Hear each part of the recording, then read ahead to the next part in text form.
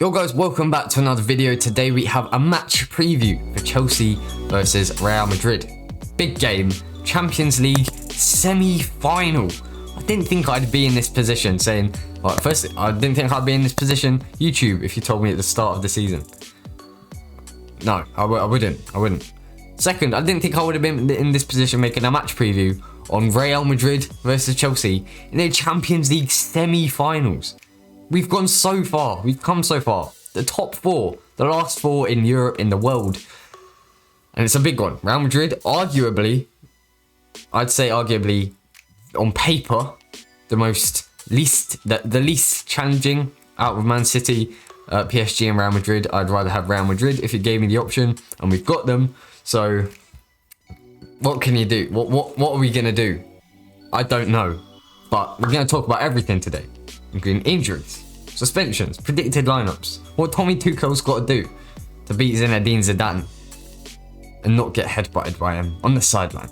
Actually, if that happens, I called it here. Hopefully it doesn't, but it would be pretty funny, so hopefully it does. So going into injuries and suspensions for Real Madrid, they have quite a few injuries, especially in the back line. Mendy, Edouard Mendy's cousin, is out. He's not going to be playing. That's definitely not in the first leg. Maybe in the second leg, but not in the first leg. Sergio Ramos, their captain. Who would captain their team? Is it Luka Modric or Benzema probably? So Sergio Ramos, serial Champions League winner, brings the experience to their team. He's not going to be there. Federico Valverde, he's not there either. A youngster, Uruguayan, very good talent. I rate him a lot.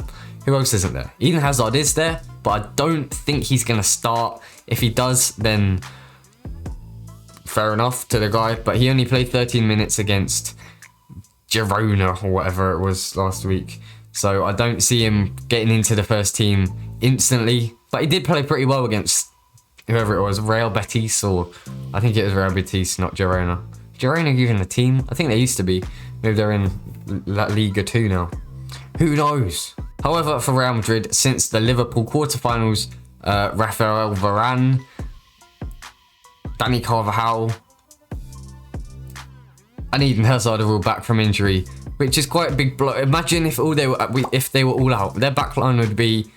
What would their backline be? Let me actually work this out. Their backline without those players, it would be Eder Militao, Nacho, Marcelo, and Odriozola. Insert Henri clip here. But we've definitely not got to underestimate Real Madrid because they are absolutely brilliant at this competition. Zinedine Zidane knows what he's doing. He won 3 in a row, which is very impressive. Fair enough to the geezer. Though he did headbutt someone, so in the middle of a football game. So it equals out, doesn't it? And as for Chelsea, the only real big injury, it's Mateo Kovacic. He's not in the squad. He's not travelling with them, which is a bit of a blow, but no one expected him to play anyway. Real Madrid is his old team. He signed for £45 million. People were saying that was way too expensive and he was going to flop, but he's proving you guys wrong. Maybe not you guys, but the people who said he was going to flop and said he was decent last season because he came on loan for a season, didn't he? On loan. And people were like, he was decent, but I don't think he was worth £45 million. But the only reason we did it was because we all agreed it before the loan even happened. Said, if he's good, then we'll sign him for £45 million. But then we got the transfer ban, but we could still do that. And we were like, you know what, we'll just keep him. It's another transfer that we can do, so we'll do it. And he was pretty impressive. And he has been very impressive for Chelsea ever since. I'm not used to my hair being so short. I just used to... You can, if you want to blind yourself, go and look up my videos from a couple of days ago that were horrible. Absolutely horrible trim. That should do. Moving into my Chelsea lineup as we move into the formation 3-4-3. No surprises, absolutely obvious. We're not going to change this up. No, I'm not even going to play with that idea. Not even going to think about it. We're not changing formation. In goal, Edouard Mendy, baller, brilliant baller, absolutely brilliant. Good shot stopper, good with his feet, got good control, good passing, and good range. Very good throwing as well. I'll pick that up. Very good throwing. That's what you'd hope from a keeper. But yeah, I don't think Kepa will play against Real Madrid, even though he was decent against City and Brighton. kept clean sheets in both of those games. Thomas Tuchel has confirmed that Edouard Mendy is Chelsea's #1 keeper, so don't expect Kepa to become Chelsea's #1 anytime soon. Right centre back, no surprises. I say this every time. Cesar Azpilicueta. He's never going to give you a 10 out of 10, maybe on a rare occasion, but he's never going to give you a bad result. He's always going to give you 7s or 8s, which is exactly what you ask for from a manager's point of view. And I think I said this in yesterday's news video. He's a very good professional, and it's exactly what you want in a team, especially in a team that's aiming to go as far as they can in the Champions League. Yeah, very good player. Alongside him, Thiago Silva in the middle. Also got to the finals of the Champions League last year with PSG. Did lose in the final, but under Thomas Tuchel as well. In the middle of this three, I think he's probably the best, my first choice. Him or Christensen, I'd say. Not Zuma, definitely not Zuma in the middle. Well, he's not awful, Kurt Zuma, but Thiago Silva, my first choice, because he's just so commanding, demanding, and salaaming. It's not even funny. It just doesn't even make sense. Left centre back, my left centre back, Antonio Rudiger. He's very good there. He's an attacker's nightmare. Pulls your shirt, he trips you up, he winds you up. He's just a wind-up merchant. He's a bit annoying if you're the other team, but from a Chelsea point of view, you gotta love that. You gotta love the grind. Left wing back, Ben Chilwell. I don't want Marcos Alonso playing against Real Madrid in the Champions League semi-final. No way, Jose Mourinho. That should be my slogan. No way, Jose Mourinho. Still not funny. Yeah, still not funny. Right wing back, I've gone with Reece James. I think he will be up against Eden Hazard if he starts. If not, it will be Vinicius Jr. Two very tricky wingers. If not, it will be Marco Asensio. Another decent player, but Vinicius Jr. and Eden Hazard are two tricky wingers. Very fast, but I think Reece has probably got definitely Eden for pace. And I think he's also very good at standing players up. Not to fight, but like jockeying, and so they don't get past him. And Azpilicueta, if they do end up somehow getting past Reece James, you've then got to get past Azpilicueta, who is literally a brick wall in defence. And I don't think he's been dribbled past in about 200 years. He's actually just insane at defending one-on-one situations. In the midfield, Jorginho and Kante. I tried to nearly say Kovacic, but he's injured. But Kante and Jorginho, very good against Porto. Both legs. Very good against City in the Champions League. FA Cup semi-final, not Champions League. The FA Cup semi-final. Very good against Brighton. No. It was Mount played as a number 6 against Brighton. Wasn't so good. But who did we play? West Ham. They're good as well. So they're my midfield. The two number 10s. They're not wingers. They're not central number 10s. They're not number 8s. They're not number 9s. They're number 10s. Just together. Fill in the pockets. Drive forwards, also make the runs, but it's normally the wingbacks doing the running up and down, and then cross it in for the number 9, the actual number 9. But my two number 10s, Mason Mount and... Is it going to be Ziyech? Is it going to be Pulisic? Is it going to be Werner? I think I'm going to go with Mason Mount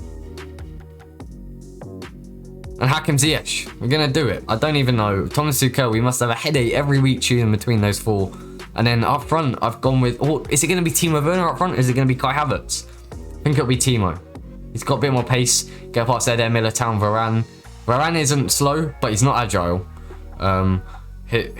Kai, I think he's probably good against Crystal Palace and Everton, but I don't know if he's ready for Real Madrid yet.